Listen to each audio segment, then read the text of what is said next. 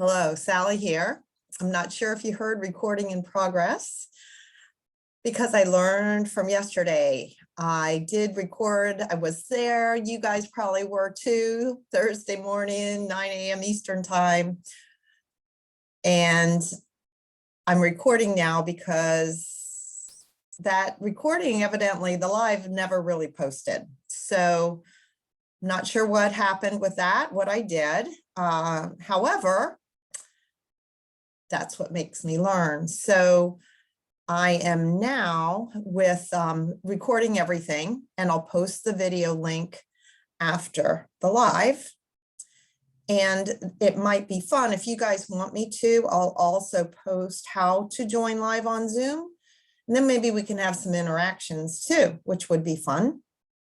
I love seeing the hearts and the thumbs up if I say anything at all that resonates with you. So feel free to share. So today, if my video from yesterday shows up in floating around in the ethers, you may hear something a little different today than yesterday. You may even want to get the book E Squared by Pam Grout. I'm not reading the whole chapter, although it's not a big book. So today, experiment number 2, the Volkswagen Jetta Principle. You impact the field and draw from it according to your beliefs and expectations.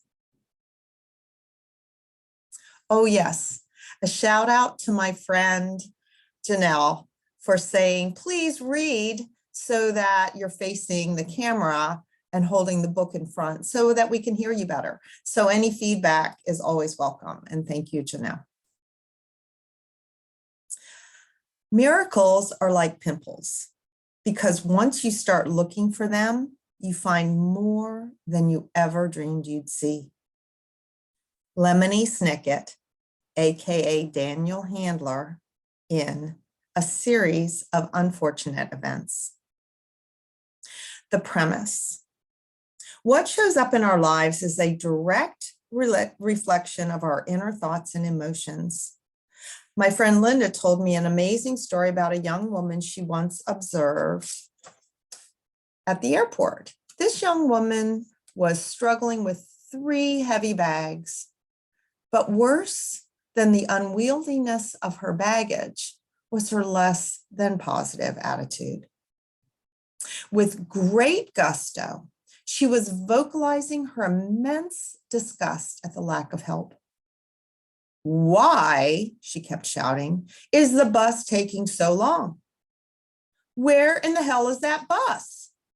This is completely unacceptable. Linda said she might have felt sorry for the girl, except the very bus she was criticizing was 5 feet in front of her, with its door wide open. Twice, the bus circled, each time stopping to pick up passengers. But the irate young woman could not see it. The bus, thanks to her intense commitment to struggle and anger, was literally out of her energetic sphere. That's why I named this principle after the popular model of car. Once a new model or make or brand enters your sphere of awareness, you suddenly notice it everywhere, right? We've all seen that. We get a new car and everybody's driving one. And that's what happens when you devote your minds to things we do not want. Lack, unhappiness, and danger are no more prevalent than a Volkswagen Jetta. But once we bring them into our consciousness, they sadly take over. According to the physicists, there's a 0-point field, what I call the field of potentiality, or the FP, where every possibility exists. For example, there's a possibility of being a ballerina, another that you could be a US senator, Still another possibility is being a bag lady at Haight-Ashbury. When it comes to the FP, possibilities are infinite. Since I'm not a physicist and can barely pronounce the name David Bohm, B-O-H-M, let alone understand his theory of layered realities, I prefer to think of the field as a gigantic Walmart with hundreds of thousands of products or possibilities. This is probably a good time to mention I'm not a fan of Walmart and that I've never quite been able to forgive the corporate giant for running out my favorite corner pharmacy and fabric store out of business. But as a single mom on a budget, I do occasionally shop there. And when I do, I know just where to find the fabric, the puzzles, the kids' shoes, all the things I've been known to purchase. But I'm completely oblivious to most of the hundreds of thousands of products on the shelf. Why? Because they're not what I'm looking for. That doesn't mean they're not there. Doesn't mean they're not as real as the puzzles or shoes. It just means I'm not aware of them. For example, my daughter once came home from school with head lice. After panicking and briefly considering throwing myself off the nearest bridge, I finally concluded I would provide a much better parental example by going in search of lice shampoo. Sure enough, on an aisle in Walmart I'd walked down dozens, probably hundreds of times, was a complete selection of lice shampoo. Why had I never noticed it before? Because it wasn't what I was looking for. The chains that bind us. Your wildest misperceptions, your weird imaginings, your blackest nightmares all mean nothing. A Course in Miracles. A few years ago, a sweepstakes agency gave away 100 free trips to anywhere winners wanted to go. That meant lucky winners could fly to Paris. Remember, we're in the US, to see the Eiffel Tower, or jet to Australia and climb the Ayers Rock, or lounge on a beach in the Caribbean islands. And you know what? 95% of winners picked a destination within 4 hours of their home. Just 4 hours. That pretty much sums up the human condition. So much is out there, but most of us choose to stay in our comfort zones. It sure looks like reality, or you'll see it when you believe it. You will not break loose until you realize that you yourself forge the chains that bind you. Arton in The Disappearance of the Universe by Gary Renard. In 1970, Colin Blakemore and G.F. Cooper, scientists at Cambridge University, did a fascinating experiment with kittens. This must have been before animal rights activists got vocal, because what they did was take a litter of kittens and deprive them of light, except for once a day, for just an hour or two, when the scientists beamed in just enough light for the kittens to see a couple of vertical black lines and white stripes. That's it, a couple of hours, a couple of stripes. Now, I don't know whether their conscience finally got better of them, or whether some PETA-type predecessor started breathing down their necks. But after several months, they released the kittens from the dark. And what they discovered was the kittens' cortical cells, the cells in their eyes, that favored non-vertical orientation had gone into hibernation. They could no longer make out horizontal lines. They literally bumped into the horizontal ropes that were stretched out in front of them. So we see what we're used to seeing, right? And so our job is to open our eyes and see things differently, like the old adage,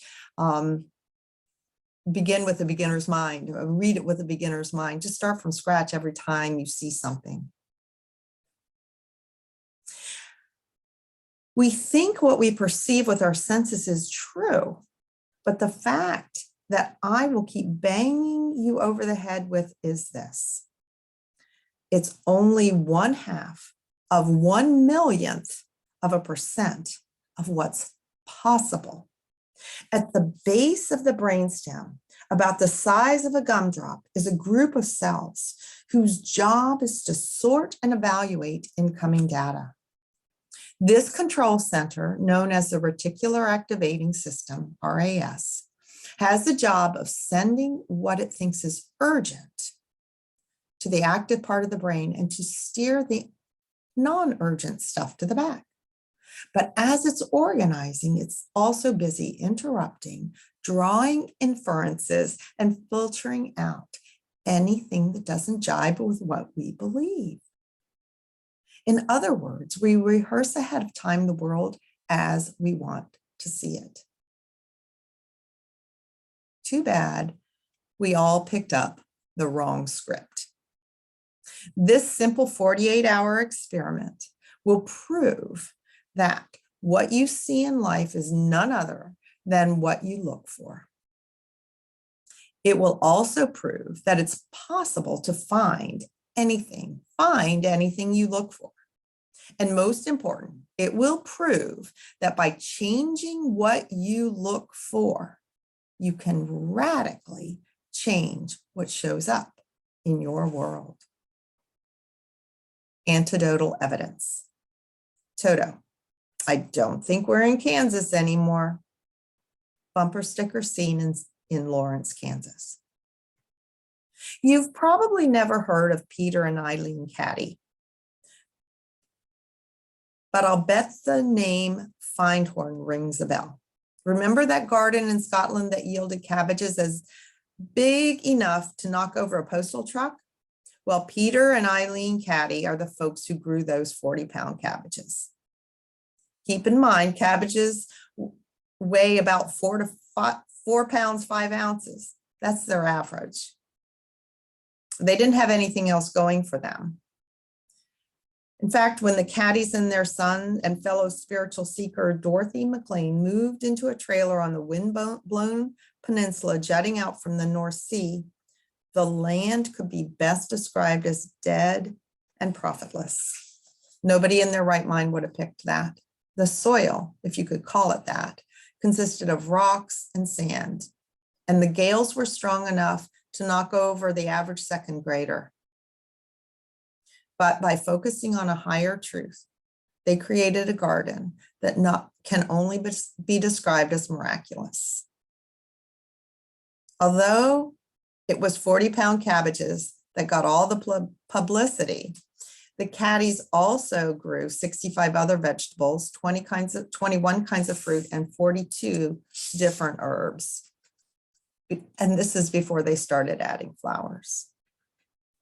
And you've got, check out that story. It's C-A-D-D-Y is the spelling of their name. Neither one of them had any previous experience with gardening or anything. And they started to garden vegetables because they thought it would be a nice gesture to feed their 3 growing boys. But as they began aligning their consciousness with spiritual truth and nothing else, all sorts of strange things started to happen. Straw bales fell off passing trucks just in time to mulch. Leftover bags of cement mix mysteriously showed up in a neighbor's trash bin just in time to pour a patio.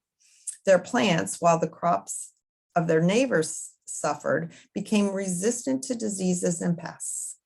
Eventually, people started flocking to the Caddy's Garden, and today Findhorn is a prosperous spiritual community that attracts 14,000 seekers a year. There is no power on earth that can cut you off from this source except your own consciousness.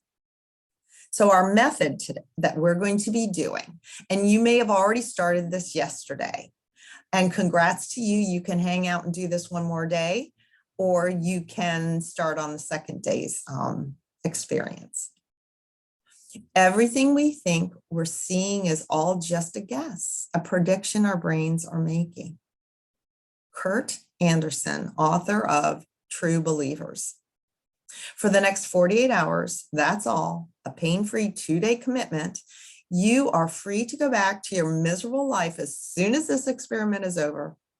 You're going to actively look for certain things. And just like 6th graders who start out dissecting worms, not human bodies, you're going to begin with something simple, green cars. Or if you insist, pick another color. Oh, like sunset beige, for example. For the first 24 hours of the experiment, you're going to make the following conscious intention. I hereby intend for the next day of my life to look for sunset beige vehicles. That's it. Nothing is required. Just keep your eyes open and make the intention. And then simply notice if your conscious awareness has made a difference in the number of sunset beige cars you see. On day 2, during the second 24-hour period, you're going to make the intention to find yellow butterflies or purple feathers. Just make the intention. My friend Jeanette tried the experiment in January in the Upper Peninsula of Michigan and found yellow butterflies on stationery and on a paper cup from her daughter's friend's birthday party. Another friend, Angela, was reading The Secret on the plane. This popular book on universal law of attraction suggests that readers make an intention to receive a free cup of coffee. She laughed. After all, the onboard flight attendant was just 2 aisles away from asking her that important flight attendant question, coffee, tea, or soda. That isn't quite fair, she noted, making the intention and moving on to the next paragraph. But during her layover, a stranger who was sitting near her in the waiting lounge leaned over and said, "My flight was just called. I can't carry anything else. I haven't even taken a sip. Do you want this?" You guessed it. It was just brewed Starbucks latte. So we're going to do our lab report. And remember, you can download the workbook. The links in the you should be able to see it. If you have problems, contact me, okay? The principle, the Volkswagen Jetta Principle, the theory. You impact the field and draw from it according to your beliefs and expectations. The question, do I really see only what I want to see? The hypothesis. If you decide to look for sunset beige cars, if I decide to look for sunset beige cars, I think of these as like champagne colored cars, and butterflies or purple feathers, I will find them. If I decide to look for sunset beige cars and butterflies or purple feathers, I will find them. Time required, 48 hours. Today's date, write that down. Gosh, is it the 4th or 5th? And then the time that you're seeing this and you're making the commitment. The approach. According to this crazy Pam Grout girl, the world out there reflects what I want to see. She says that it's nothing but my own illusions that keep me from experiencing peace, joy, and love. So even though I suspect she's cracked, today I'm going to look for sunset beige cars. Get that color in your head so that you're aware of what you're looking, your mind is aware of what you're looking for. Tomorrow, I'll go butterfly hunting. So then you're going to write number of sunset beige cars, or you're going to print out the work page. Number of beige, sunset beige cars observed, and then a line, and then number of butterflies observed, and a line. At the bottom of that, you can write your research notes. And then these final words from Saint Augustine, Latin philosopher and theologian. Miracles do not happen in contradiction to nature, but only in contradiction to what is known in nature. Wonderful, wonderful. Thank you for joining me for that. I really do look forward to interaction in this group. You don't have to share anything, just say, boy, that was awesome, or I didn't see anything, and you might not. It's all a work in progress, right? So just keep looking, keep working at it, keep becoming aware of your surroundings. And I will see you again on Monday morning, 9 o'clock Eastern time. Bye for now.